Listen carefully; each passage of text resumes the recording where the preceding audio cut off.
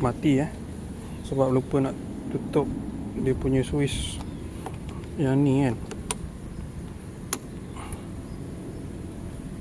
So terbuka je kan sampai daripada pagi pukul 9 pagi sampai pukul 5 petang.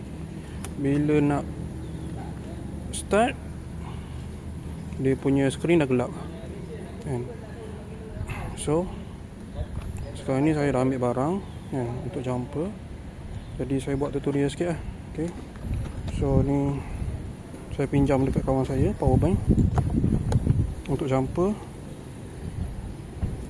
Okay.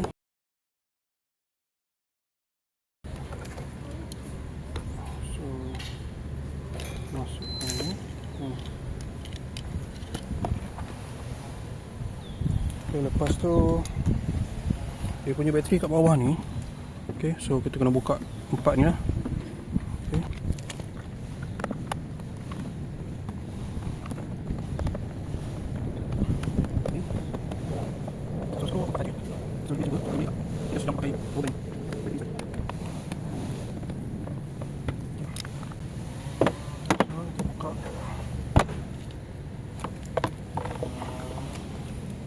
Right, so ni adalah bateri dia. Okay, ni terminal untuk positif, negatif. Okay, so kita dedahkan dia sikit lah. Dan sekejap lagi kita nak clamp dengan power bank tu. Okay, so cuba hitam dengan hitam, merah dengan merah. Okay, so hitam dulu.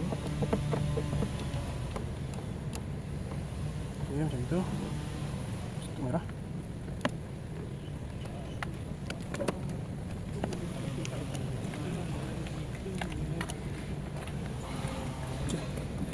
So kedudukan lebih kurang macam itu. Okay, nampak tak? Dia ada tab. Tak tahu dia model ni kot.